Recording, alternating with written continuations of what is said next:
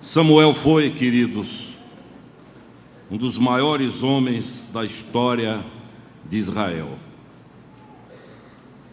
Ele reuniu na sua vida as três funções que preconizavam um dia a vinda do Senhor Jesus. Ele foi sacerdote, ele era da tribo de Levi, ele foi profeta, tanto que em Atos capítulo 3 ele é citado quase como aquele que deu início a esse ministério.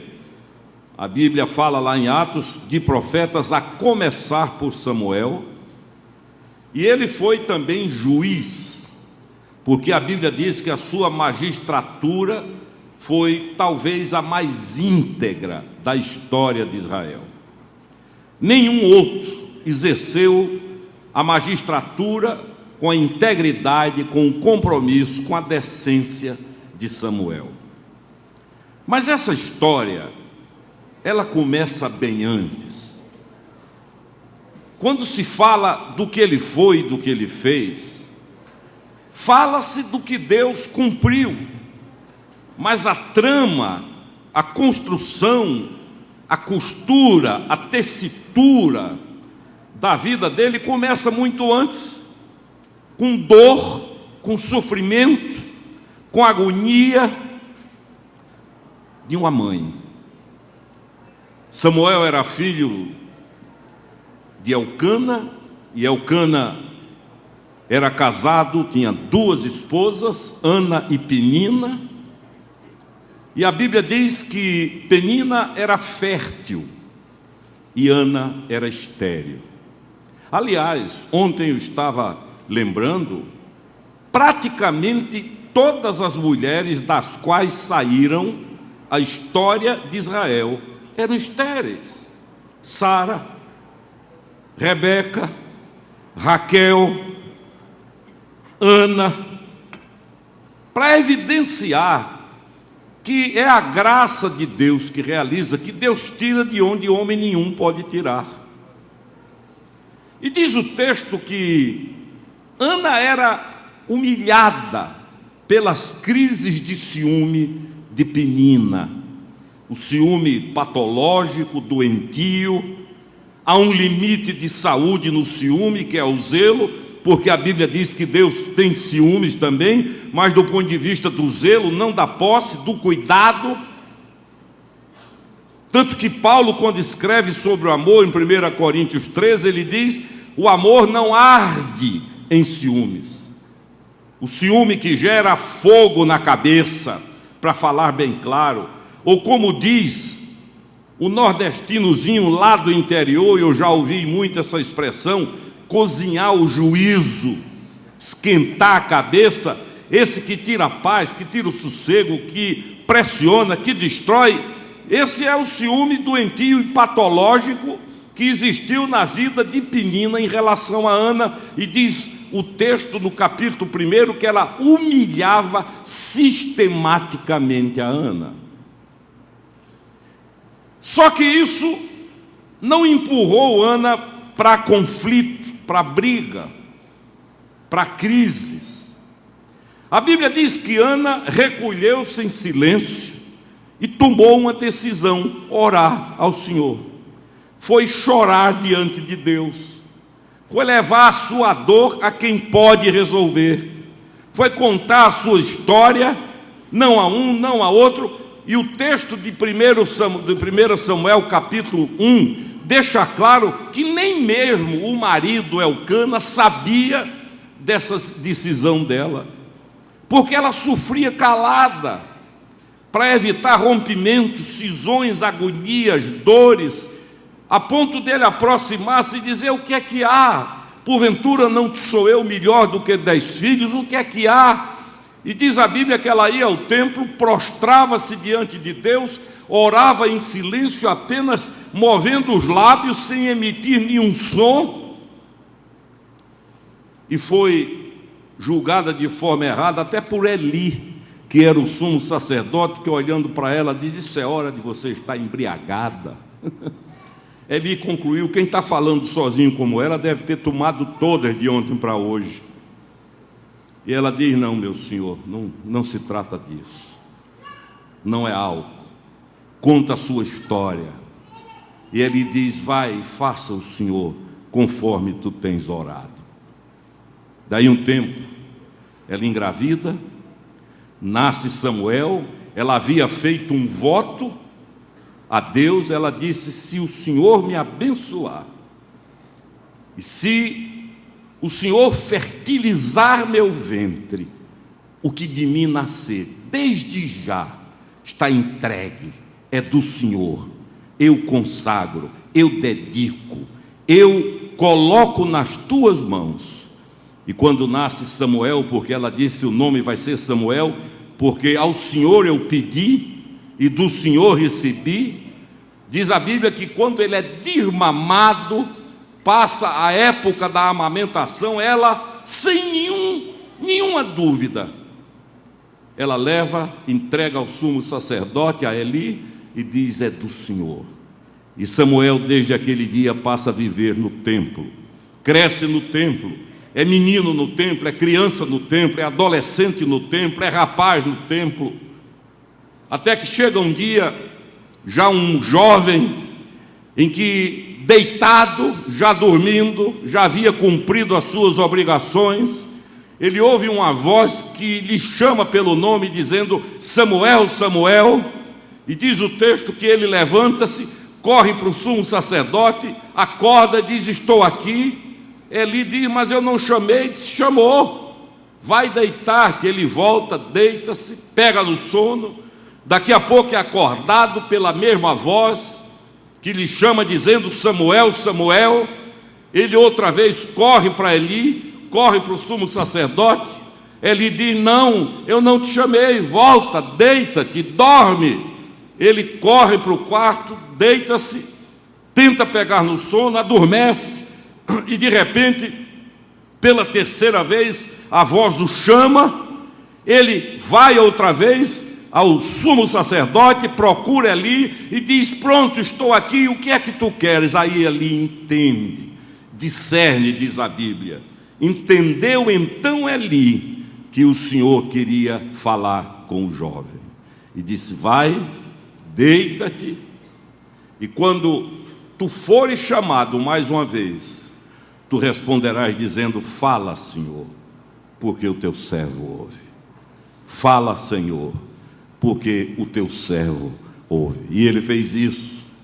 E quando mais uma vez o Senhor o chamou, ele repetiu aquilo que havia recebido como instrução daquele que pastoreava a sua vida. E Deus então começa a revelar coisas a Samuel e inicia dizendo: grandes coisas tenho para fazer no meio de Israel. E mostra àquele jovem tudo o que iria fazer. O que é que isso tem a ver conosco? Porque se isso não tem nada a ver comigo e com você, é apenas uma história bonita para ser contada, para menino dormir. Era uma vez.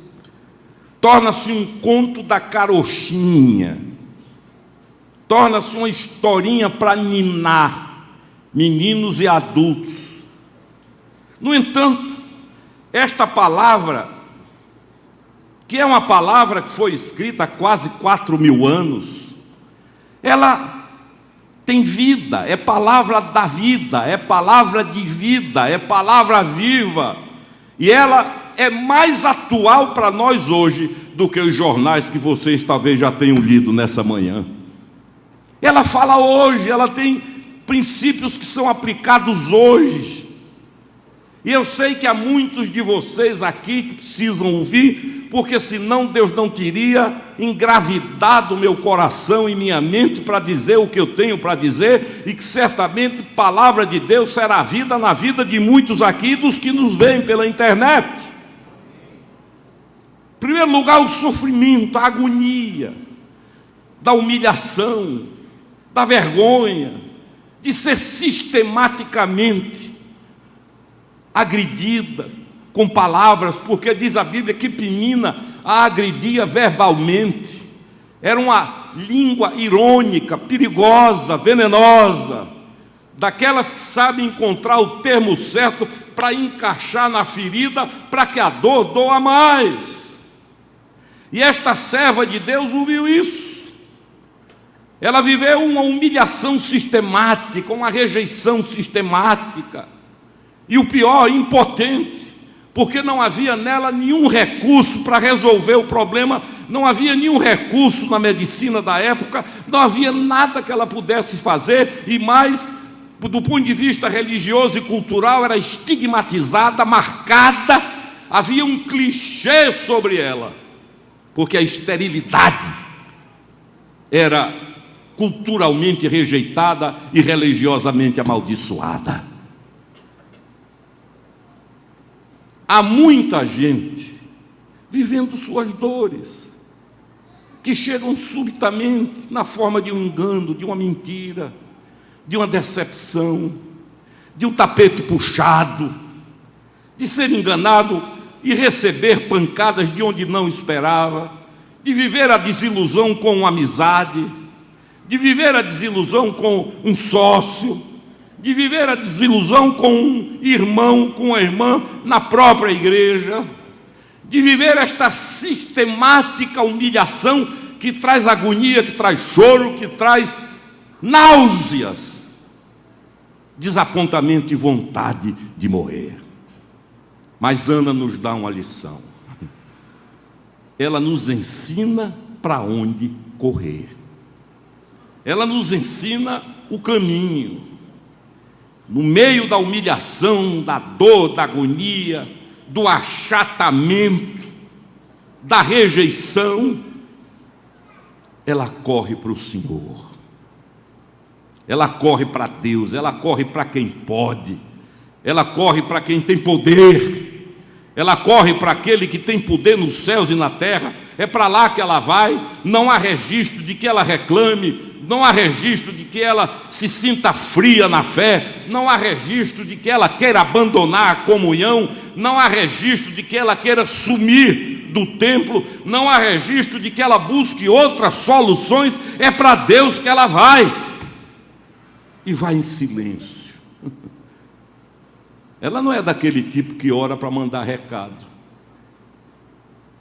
daquele tipo que ora para todo mundo ouvir, como os fariseus faziam. Diz a Bíblia que eles iam para as esquinas, paramentados, na quinta-feira, procuravam a esquina mais movimentada e começavam a bater no peito e orar. Por isso que o Senhor diz: quer orar? Entre no quarto, feche a porta, ajoelhe-se, fale com Deus em secreto, e o Deus que ouve em secreto vai lhe ouvir. Ana faz isso. Ela chega no templo, possivelmente ajoelha-se e não fala, não pronuncia. A dor é muito grande, é coisa dela com Deus e de Deus com ela. É como se ela dissesse: agora, Senhor, somos nós, eu e tu, não tem mais ninguém, nem Elcana, nem Penina, agora o negócio é aqui. E começa a mover os lábios, não se ouve nenhum som, é julgada, ela não se incomoda. E isso nos empurra para a verdade de que muitos de nós sofremos porque não levamos o assunto a Deus, mas levamos a muita gente e menos a Deus. Queremos buscar soluções nos outros, buscar soluções em determinados lugares, buscar vitória em determinadas pessoas. Claro que o compartilhar é bom, faz bem, a Bíblia ensina, mas temos que entender que a resposta que nos dará vitória sobre as impossibilidades da nossa vida está diante de nós, é o Deus em quem cremos. Tudo que pedirmos a Ele em nome de Jesus, crendo, isso será feito. O que viabiliza a oração não é o pedigree de quem ora. O que torna a oração aceitável não é a folha corrida de quem ora. Um bandido cravado na cruz ora e diz: Senhor, lembra-te de mim quando entrares no teu reino. A resposta foi instantânea. O centurião de Cesareia, pagão, Diz a Bíblia que as orações dele foram ouvidas diante de Deus. O que nós precisamos entender é que Deus não deve ser o último a ser procurado, mas o primeiro, em nome de Jesus.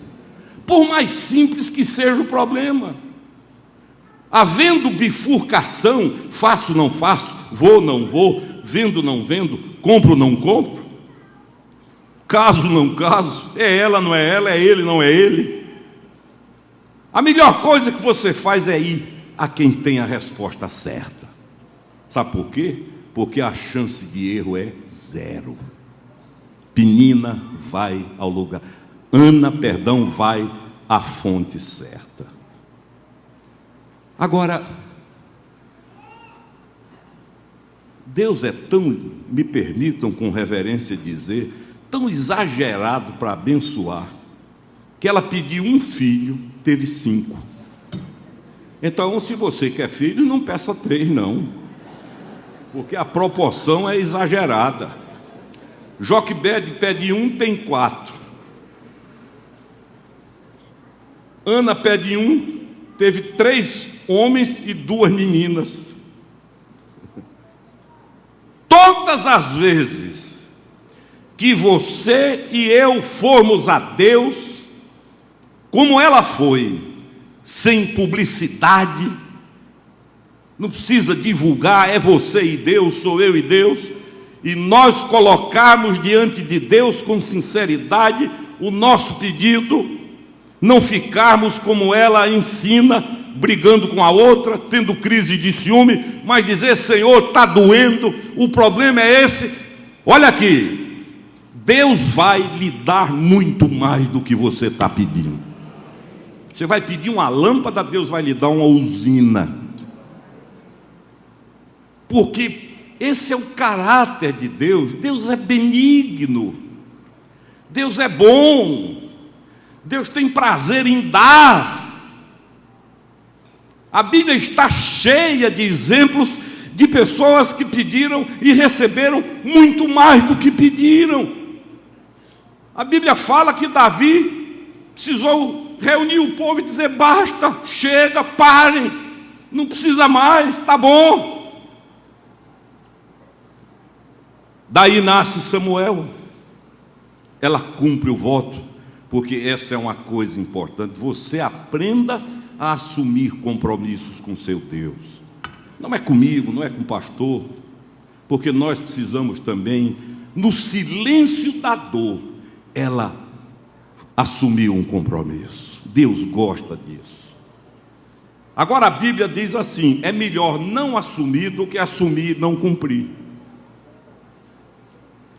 Aquele que assume tem que cumprir. O linguajar que a Bíblia diz lá no livro de Números é esse: é melhor não votar. Votar é assumir um compromisso, do que votar e não cumprir. Porque Deus não é tolo. Deus não está pedindo que você prometa nada a Ele. Agora, se prometer, cumpra, para que a emenda, como se diz, não seja pior do que o soneto. Não por Ele, mas por você. Ela cumpre. Olha que o voto dela foi doído. Primeiro filho que nasce, o milagre que acaba com a dor de uma história. Você acha que ela deve? Eu acho que na hora de entregar a criança, a luta deve ter sido grande. Mas é o primeiro. Será que vem outros? E agora? Eu não devia ter feito um voto desses, eu não devia ter feito uma promessa dessas. Para que eu fui prometer? O menino no braço, ela olhando os olhos, o cabelo, recém-nascido, o tesouro da vida dela, aquilo que trouxe consolo, mas ela vai. Ela diz: eu tenho palavra com Deus que eu conheço, e cumpre o voto, e entrega. E certamente a distância acompanhou a vida do filho, que tornou-se um dos maiores líderes da história de Israel. Assuma compromissos com Deus. Um dia eu recebi esse conselho de uma irmã muito querida, com quem eu orava desde os meus 15 anos, ainda é viva, está muito velhinha, e era alguém que eu buscava para orar, eu e Genaro, que hoje é médico, e vivendo uma das lutas mais duras da minha vida, eu liguei para ela, e ela, dentre outras coisas, disse: faça uma aliança com Deus, assuma um compromisso com Deus e cumpra.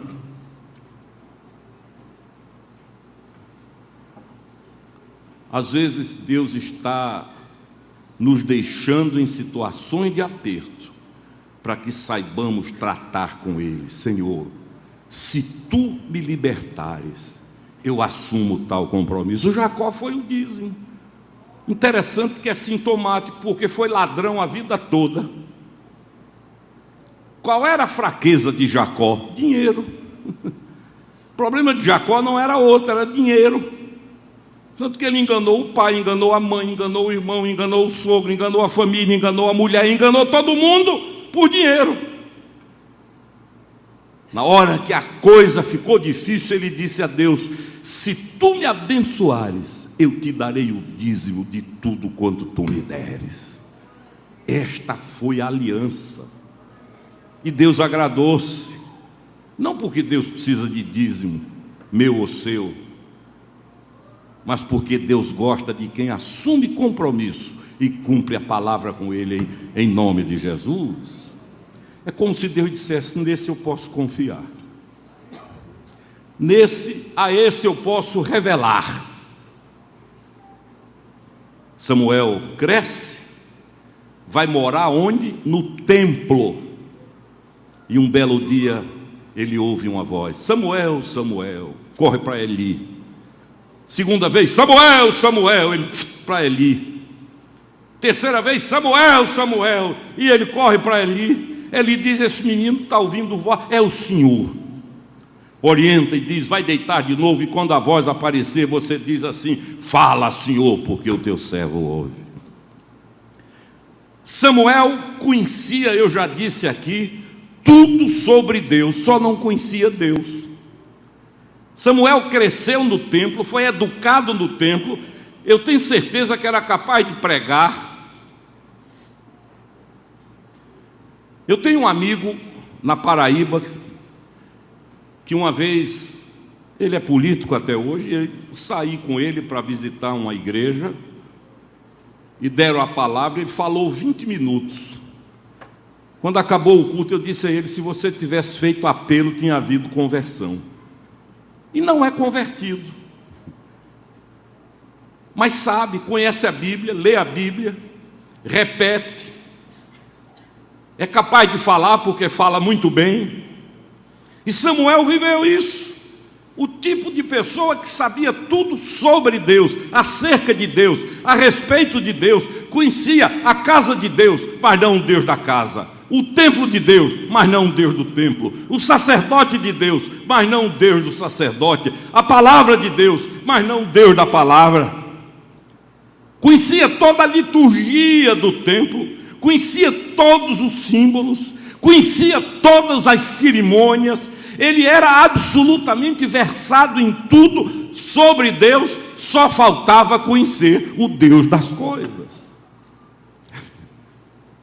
Meu velho pai dizia: há uma diferença entre conhecer e saber quem é. E papai dizia: eu sei quem é a rainha da Inglaterra, sei, mas não conheço. Eu sei quem é o presidente da República, mas não conheço. Há muita gente que sabe quem é Deus, mas não conhece. E não há como explicar. É como uma fruta, não precisa de explicação. Dê uma mordida que você sente o gosto, e aí não precisa ninguém explicar mais nada. Deus é assim, tenha um encontro com Ele. Samuel nos ensina o perigo de gente que vive na igreja, sabe tudo da igreja, conhece tudo de igreja, é ativo em ministério, movimenta-se de um lado para o outro, conhece todo o organograma, todo o funcionamento, mas não conhece Deus. Precisa conhecer Deus, ainda que seja pela via da dor. É melhor sofrer e conhecer do que não sofrer e não conhecer.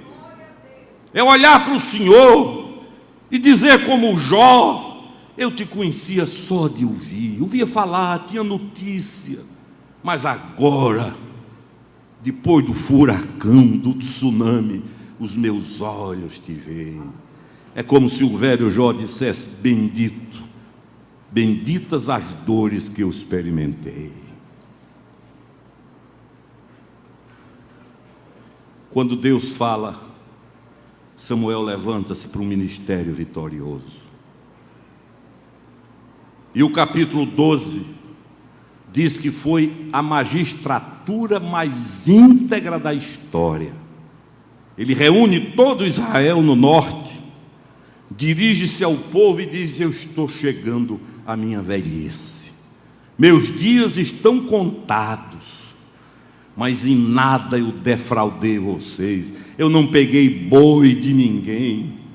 E diz a Bíblia que o povo em coro, uma multidão em coro, diz: é verdade, tu nunca nos oprimiste, tu nunca pediste o que é nosso, tu nunca te apropriaste do que nos pertence. Ah, se hoje fosse assim!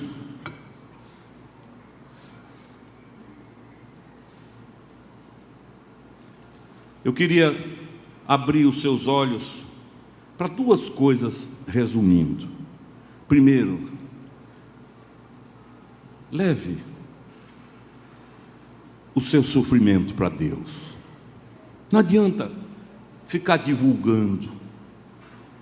Vá ao Senhor nessa manhã e diga: não aguento mais, estou no limite, não suporto.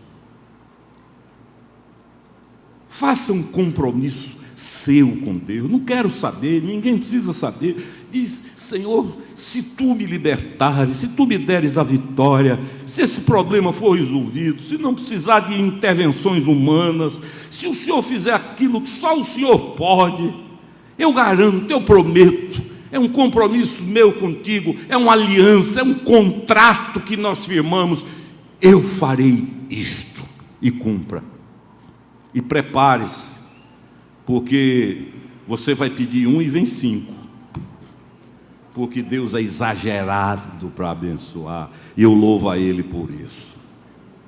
Esses dias eu estava deitado em casa e pensando: meu Deus, Deus tem me abençoado tanto. E eu pensei: isso ainda é resposta de orações que eu fiz há 30 anos. Porque eu oro e esqueço, mas Ele ouve e não esquece. E eu disse a Carmen: eu olho para trás e vejo que se Ele tivesse abençoado antes, eu tinha estragado a bênção. Então é tudo na hora. E nenhum de nós que nele cremos ficaremos sem resposta às nossas orações. E outra coisa, aprenda a ouvir a voz de Deus. Deus quer falar com você. Qual é o pai que não quer falar com o filho? Agora imagine que Ariel, que está ali, eu queira dar uma orientação a Ariel, e chame uma pessoa e diga: vá lá e diga: não, eu quero falar com meu filho, quero que ele me ouça, quero ouvi-lo.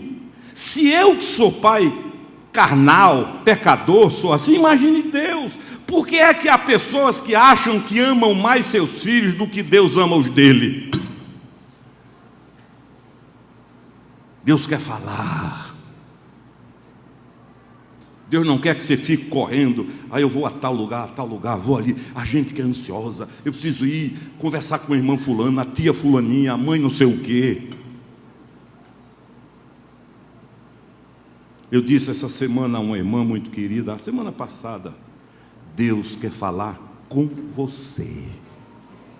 Deus não quer mandar recado. Deus não quer passar procuração. O que falta é ouvido disponível para ouvir a voz de Deus. Porque Deus fala. A Bíblia diz: os céus proclamam a glória de Deus. Deus está gritando aí. Me permitam a expressão: Deus está berrando. Os céus proclamam, gritam, mas não há ouvido. Um dia, diz a Bíblia, faz declaração a outro dia. Os dias estão conversando, papeando, um papo gostoso de adoração, mas ninguém ouve. Deus está falando a você. Agora aprenda a ouvir a voz do seu Pai. Amém? É isso. Precisa parar diante de Deus, a correria, a agitação, ainda que seja espiritual. É como Marta. Para um pouco. Vá aos pés do Senhor. Dê tempo a Deus para Deus falar. E Deus quer falar, dizer: meu filho, minha filha, é por aqui. A porta está ali. A resposta é mais rápida do que você pensa. Somente diga: fala, Senhor, porque tua serva ouve. Fala, Senhor, porque o teu servo ouve. Se você ler o capítulo seguinte, que é o 4, você vai ver o que Deus disse. Botou para quebrar, abriu o coração dele com Samuel e falou tudo o que o menino precisava ouvir, e o resultado foi uma vida de vitória. Nessa manhã, eu quero orar. Vamos orar. Eu sei que há muitos de vocês que estão vivendo suas dores. Gente que foi abandonada, descartada, rejeitada. Gente que não consegue mais conversar com o filho, com a filha. A segunda palavra já é tiro, já é bala. Gente que não consegue mais conversar com o cônjuge, é o silêncio mortal que se instala. Gente que já orou com A, com B, com bispo, com pastor, com presbítero, com diácono, com irmão tal.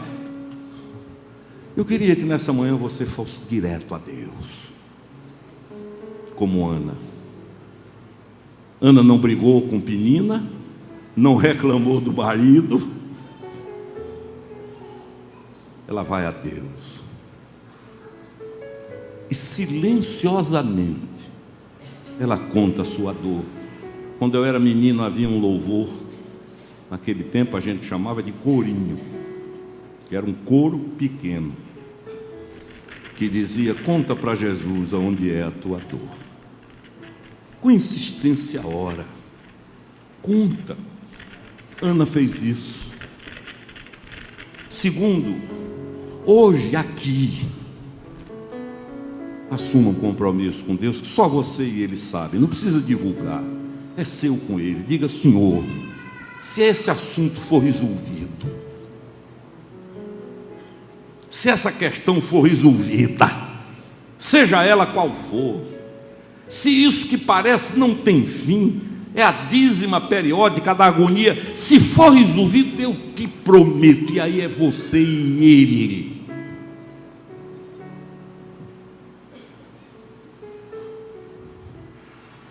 Foi o segundo passo. E terceiro, peça ao Espírito Santo para lhe ensinar a ouvir a voz do seu Pai.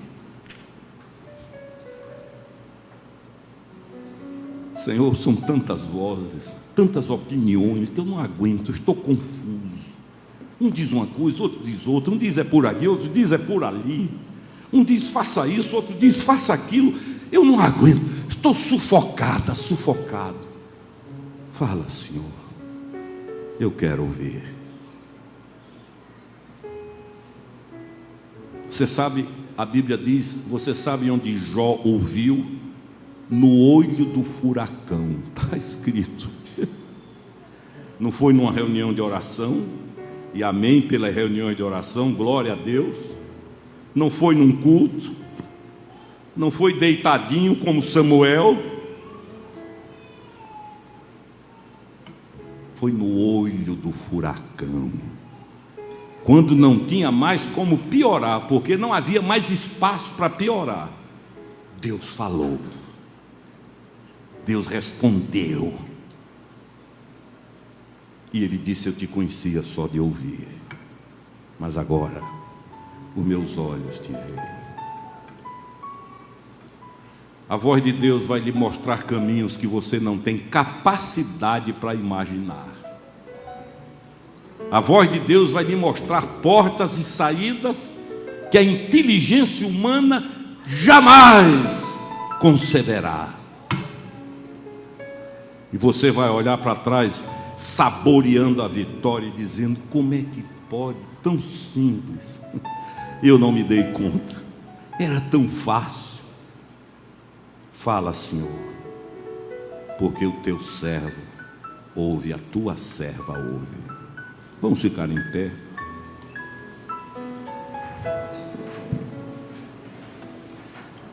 Você gostaria de dar os passos que Ana deu?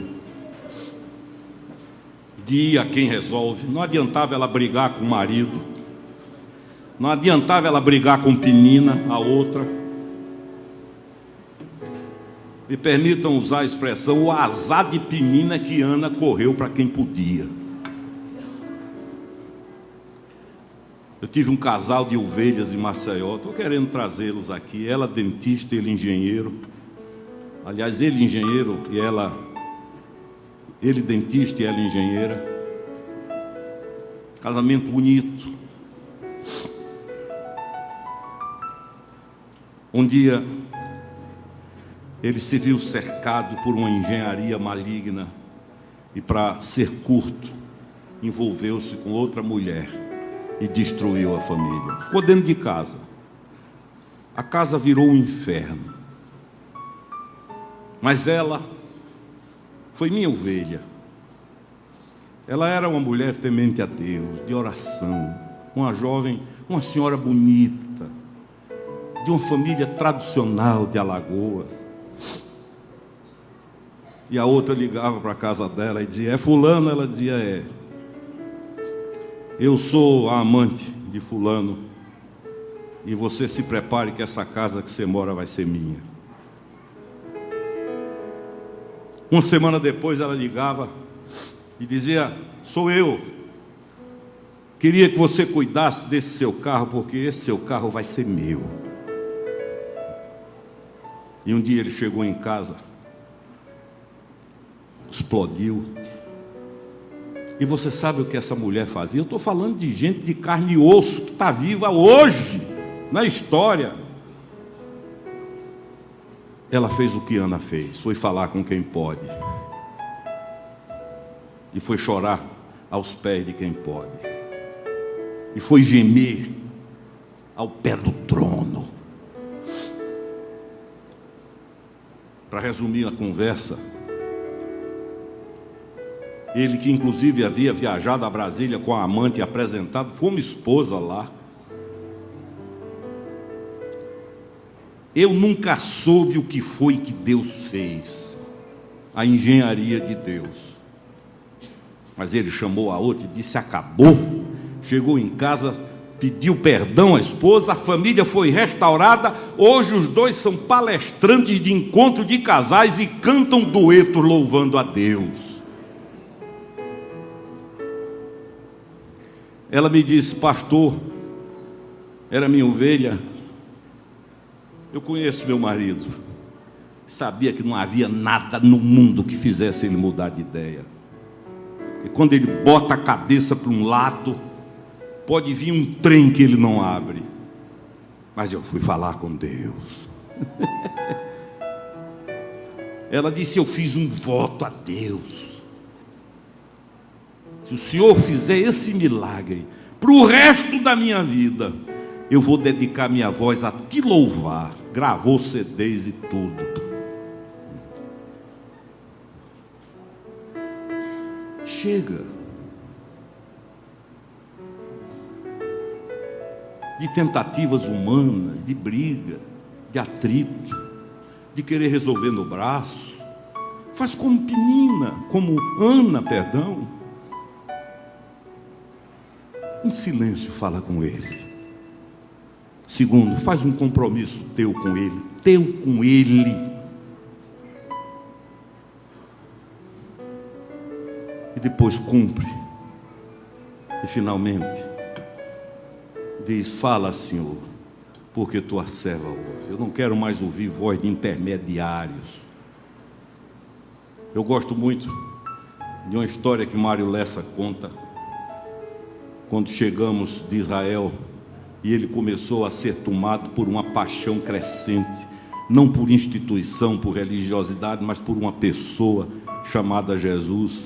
E ele conversando comigo, ele disse: eu havia me decepcionado com os intermediários. Os intermediários eram padres, pastores, sacerdotes, religiosos.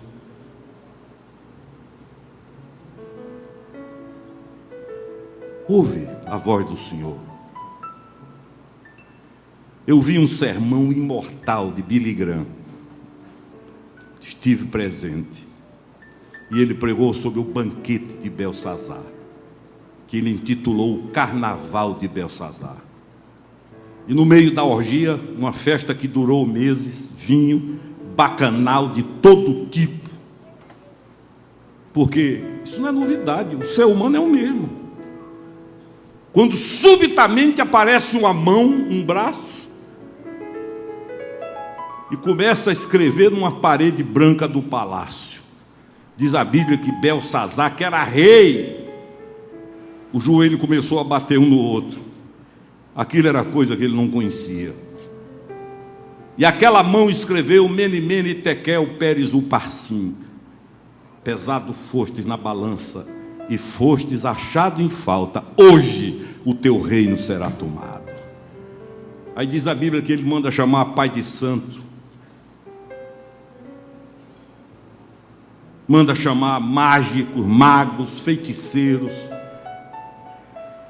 Se tivesse, tinha mandado virar carta de tarô, bola de cristal, adivinho. Vem todo mundo. Há um engarrafamento de macumbeiro. Nada. E ele, desesperado, alguém diz: olha, tem um moço aí, já está maduro, chamado Daniel, que veio entre os cativos, e ele tem revelado visões e sonhos. Manda chamar. Aí disse o doutor Billy Graham, Daniel entrou. A essa altura já de barba, possivelmente peso da idade. Silêncio.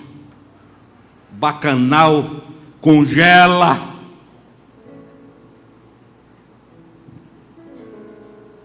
E Belsazar olha para Daniel e diz: está vendo aquilo ali escrito? Daniel: estou. E doutor Billy Graham disse que Belsazar pergunta a Daniel: você conhece aquilo, aquela? E Daniel diz: conheço, é a letra do meu pai. É a letra de papai. Onde eu estiver eu conheço.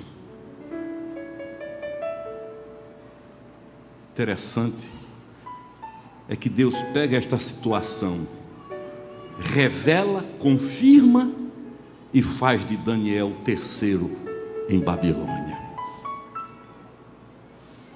O que dentro da cultura babilônica significava o que mandava. Porque os dois primeiros eram cargos coreográficos. Daniel tornou-se uma espécie de secretário executivo, ele é que decidia, e o que era para ser desgraça transformou-se na maior vitória do povo de Deus naqueles dias. Nós vamos cantar um hino. E não precisa ninguém saber qual é a sua dor. Basta que ela seja humanamente quase impossível de ser resolvida. E nós não estamos aqui brincando de igreja. Isso aqui não é passatempo, nem é teatro. Estamos aqui porque o nosso Deus está aqui. Se Ele não estivesse, eu não estaria, e acredito que vocês muito menos. Qual é o problema? Traz para Ele, conta, faz um voto, uma aliança, e abre os ouvidos, porque Ele vai falar.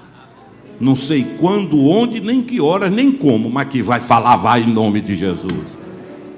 Enquanto cantamos, os que quiserem e disserem sim, venham para cá, e nós vamos orar em nome do Senhor.